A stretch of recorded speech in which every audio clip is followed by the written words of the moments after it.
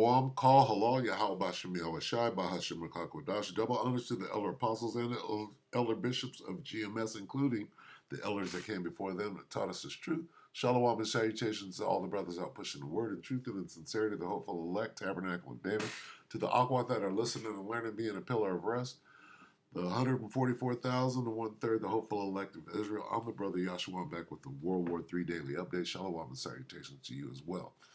We're going to start off with the definition of the fog of war. Fog of war. The uncertainty and situational awareness. The fog of war is the uncertainty and situational awareness experienced by participants in military operations, including generals and commanders-in-chief. The term seeks to capture the uncertainty regarding one's own capability, adversary capability, and adversary intent during an engagement, operation, or campaign. Reaches all the way to the top, to the commander-in-chief, because he clearly has the fog of war and the 1,000-mile stare. Anyway, it's pretty dire. All right, let's Ecclesiastes 3:1. To everything there is a season and a time to every purpose under the heaven. Turn, turn, turn. A time to be born and a time to die. A time to plant and a time to pluck out that which is planted. Jump down to number 8. Ecclesiastes 3:8. A time to love. We're clearly not in that time. And a time to hate. A time of war and a time of peace. See, one against the other. Yeah? Love against hate. War against peace. What time are we in right now? Are we in the time of peace? Clearly not. 1 Thessalonians 5:3.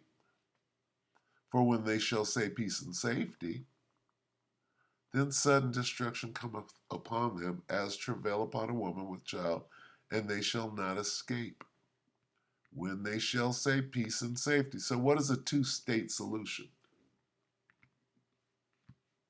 Everything is peaceful and secure, right?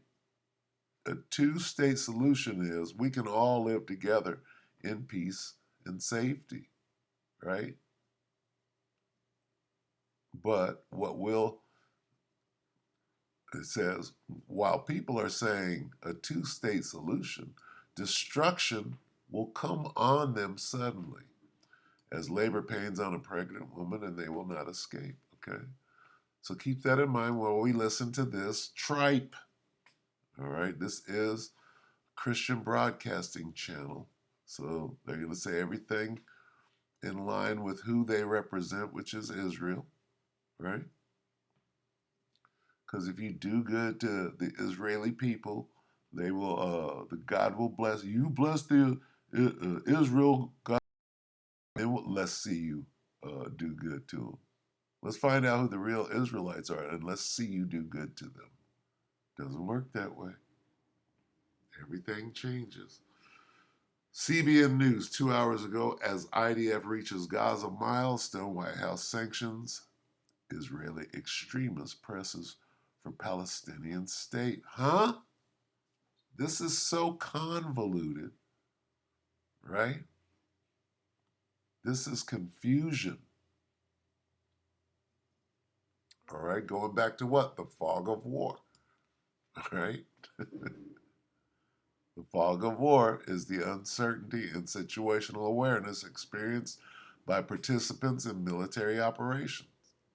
The term seeks to capture the uncertainty regarding one's own capability, adversary capability, and adversary intent during an engagement, operation, or campaign.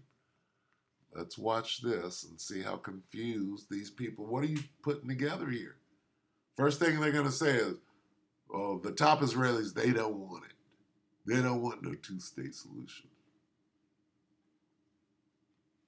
The Biden administration is keeping up its push for a Palestinian state, and it's facing widespread opposition in Israel from both the government and the Israeli people. And President Biden, he also issued an executive order against individual Israelis over violence in the West Bank. This action comes just as Israel has won a major victory over Hamas. Huh? How does Joe Biden make laws in Israel? Did I hear that wrong? Say it again. He also issued an executive order against individual Israelis over violence in the West Bank. How does Joe Biden issue an executive order dealing with Israelis in the West Bank? I don't understand that. Israeli people. And President Biden, he also issued an executive order against individual Israelis over violence in the West Bank. This action comes just as Israel has won a major victory over Hamas. Chris Mitchell reports from Jerusalem. Israeli Defense Minister Yoav Gallant says the IDF reached a major military milestone, the defeat of Hamas in Khan Yunis. Now he says the IDF is moving on to their next targets. The Khan Yunis brigade boasted that it would stand strong against the IDF. Today it is dismantled. And I'm telling you that we are completing the mission in Khan Yunis. And we will also reach Rafah, and we will eliminate anyone who's there, who is a terrorist, who is trying to attack us. On the diplomatic front, the State Department kept up its push for a Palestinian state and implement a two-state solution. Thomas Friedman of the New York Times reported on what he says is part of President Biden's doctrine for an unprecedented diplomatic initiative to promote a Palestinian state. That's called peace and safety. Right?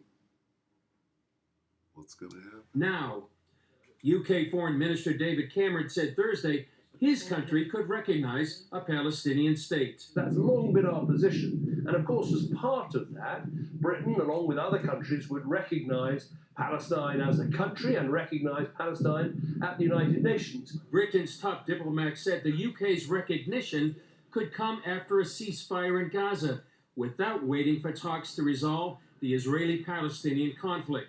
The push for a Palestinian state comes while Israeli Prime Minister Benjamin Netanyahu rejects it. Says no, not never. So what is this dog and pony dance going on here? All right. What is it? All right. It's the run up to World War III because he's not having it. Bibi's not having it. And then you got all these other, you got Babylon the Great, which is America, and the UK saying, no, we got to do this.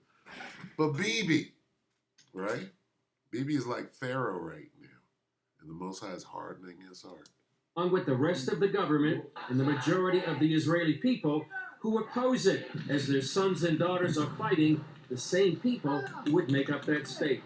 On Thursday, in an unprecedented move, President Biden issued an executive order that targets Israelis in the West Bank who have been accused of attacking Palestinians in biblical Judea and Samaria. That we will also take action on behalf of the United States, both against those who engage in settler violence and extremist settler violence that have been prosecuted by governments and others who have not. Israeli. Who's running the show? Is Bibi running the show, or is Joe Biden running the show in Israel?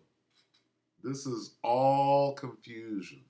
Minister Netanyahu issued a statement that says, in part, the vast majority of residents of Judea and Samaria are law-abiding citizens, many of whom are fighting right now in active and reserve duty to protect Israel. Israel acts against all violators of the law in all places, and therefore there was no place for drastic steps on this matter. The move came as Democratic voters are deeply split over Biden's conduct of the war, and he's losing support among Arab Americans, especially in Michigan, where he campaigned Thursday. Meanwhile, U.S. negotiators are pushing for a ceasefire that could release more hostages. It's terrible, okay, because in the last time we didn't see a ceasefire, we lost a lot of soldiers after that. Chris Mitchell, CBN News, Jerusalem. Well, I think this kind of plan has been tried before, and I've said it, I'll say it again. Back in 2004, during the Bush years, let's create an independent Palestinian state. Let's use Gaza as an example. Israel, withdraw. Withdraw all your troops, withdraw all Jews from Gaza. All of that happened. Israel said, okay, we'll do this. And we'll look forward to having a peaceful neighbor. And what happens? Sudden destruction, and they shall not escape. And then, to the amazement of the State Department and the Bush administration, in 2006, with free and open elections, they elected Hamas. They elected a terror group. Well, and I'm sure that the Palestinians are saying the same thing about, well, they elected Bibi Netanyahu. What are they calling him? King? No. The T word. And the population said, we want to be ruled by terrorists who will vow to wipe Israel off the map. That ideology hasn't changed. And in the wake of October 7th, all the Palestinians in the West Bank are saying, we are Hamas. They actually look up to Hamas and say, we want to do the same thing. So to have some kind of two-state solution in the face of the reality on the ground, when are you going to wake up and actually listen to what they are saying? And so what is coming? Not peace and safety. They are saying quite specifically, and have for 75 years, we want to wipe Israel off the map. And how can you ever have peace with that kind of ideology? The sanctions against Israeli citizens who have perpetrated violence, there are 4 people who have been targeted by this Biden order. I view it as, frankly, a political stunt because it's an election year. My question to the State Department, my question to the administration, what sanctions have you imposed on the terrorists coming out of Palestinian territory and killing innocent civilians in Israel? Are you applying this standard even-handedly? Are you denying them visas? Are you denying them access to banking and trade and all of these other things that you're trying to impose on these 4 individuals? It's clear who they are. They've been identified. You know them. Why aren't you applying this thing equal? Okay. See if we can ease out of here without too much problem. Let's go back here real quick. Can you not see the fog of war on everybody on both sides? Well, the Palestinians are pretty clear on what they want. Anyway. The fog of war is the uncertainty and situational awareness experienced by participants. Welcome to the 700 Club. The Biden administration is keeping up its push for Right. Uncertainty and situational awareness experienced by participants in military operations. Like now we're an adversary intent. What is their intent? Well, their intent is what it was when you first went in and stole the land, is to get the land back and get you up out of it. During an engagement, operation, or campaign. I mean, it's pretty simple. Okay, where did you come from? Who said you can come in and steal the land? And if you didn't come in and steal the land and use the Bible as an excuse for that, there would be no problem. Now, did God say he was going to give that land to his people? Yes, he did. Well, who are his people? Okay. And where is God? Didn't he say that let's figure out. Let's see if this has gone down yet. Did God do this? Let's see. Let's see what God says he's going to do. We could just easily go to Isaiah 14:1 and start at the top and see what God is going to do. Okay? Isaiah 14:1. For the Lord, Yahweh Ba'Shem Yahweh Shai, will have mercy on Jacob. God will have mercy on Jacob and will yet choose Israel.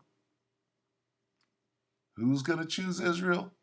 Yahweh Ba'Shem Yahweh Shai.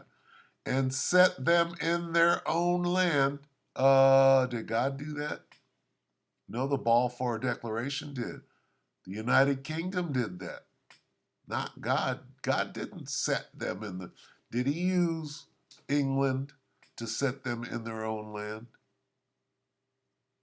No, he didn't. All right. And the stranger shall be joined with them. Right? This is talking about Israel in the kingdom of heaven. We don't see the kingdom of heaven over there. We see uh, dividing of the land, right? And they shall cleave to the house of Jacob, right? That's all Israel. And the people shall take them and bring them to their place, and the house of Israel shall possess them in the land of the Lord for servants and handmaids. We haven't seen that. And they shall take them captives, whose captives they were, and they shall rule over their oppressors. We don't see the children of Israel in that land right now. We see two factions of people claiming to be someone who they're not. Okay?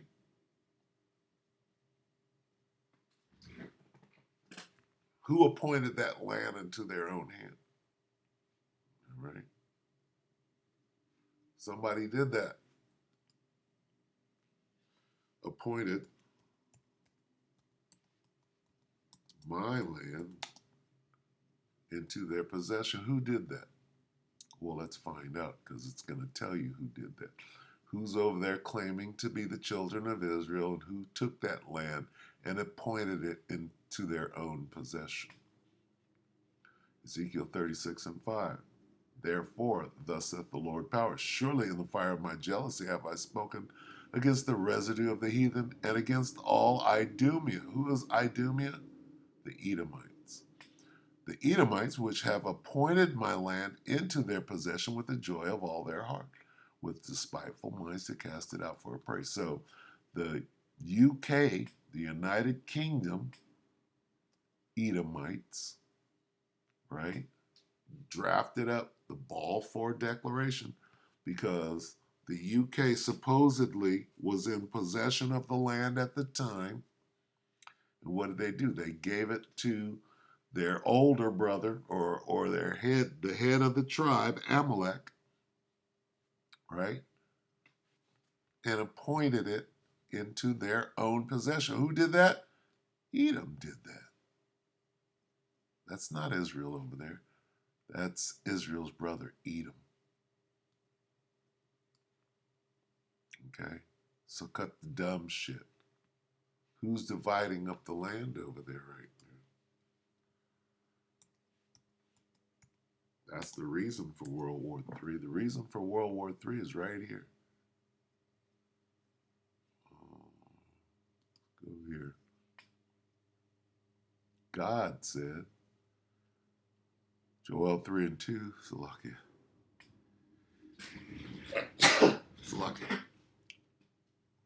I will gather the armies of the world. See that? This changes everything. God said he's going to gather all of them, the armies of the world. Where? Into the Middle East. And then he tells you why. Into the valley of Jehoshaphat or Jehoshaphat. Why is he going to do that? Why is he gathering the armies of the world into the Middle East? And we see that happening right now. And he tells you why. Because somebody is over there dividing up his land. Why are you gathering the armies of the world? There will I judge them for harming my people. Where? In the Middle East. My special possession for scattering my people among the nation and for dividing. Well, who's over there dividing up his land? Well, we just showed you that the Edomites are. They're one of the people. Right? They appointed it into their possession with the Balfour Declaration. Edom, who took my land as their own possession. That's one of the people that are over there dividing up the land. Who else? Can we find it? Can we find it in, let's see, where did Joel go? Let's find it. Who divided up the land? Let's see. The Greeks. Let's see.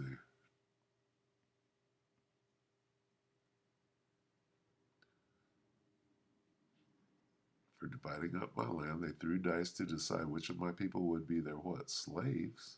Uh-oh. Uh-oh. So who's this? The people of Arabia. The Africans. Right?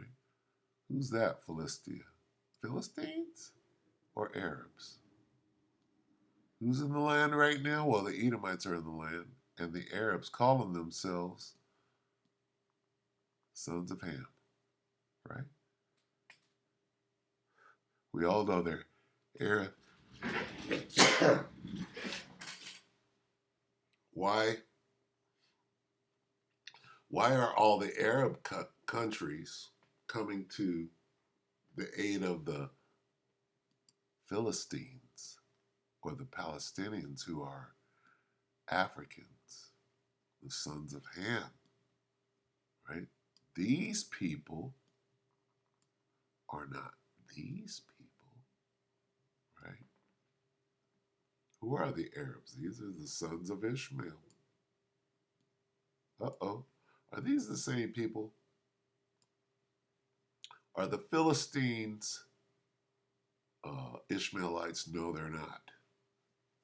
So when you know the truth, when you know who these people are, then the jig is up. Okay? Here's the reason, right? There will I judge them. Well, why is God gathering the armies of the world into the middle? Well, because he's going to judge them. Why? For harming his people. His people aren't gathering in the valley of Jehoshaphat. His people are over here captive, right? The captivity. All right, let's check this out. I will bring again the captivity. What do you mean the captivity? Somebody's enslaved, right? It's Joel 3 and 1. For behold, in those days and in that time when I shall bring again the captivity of Judah and Jerusalem, well, they're still in slavery. Well, what do you mean slavery?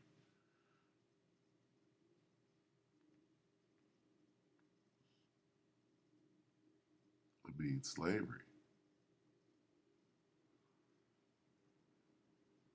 Where's that word at? Slaves.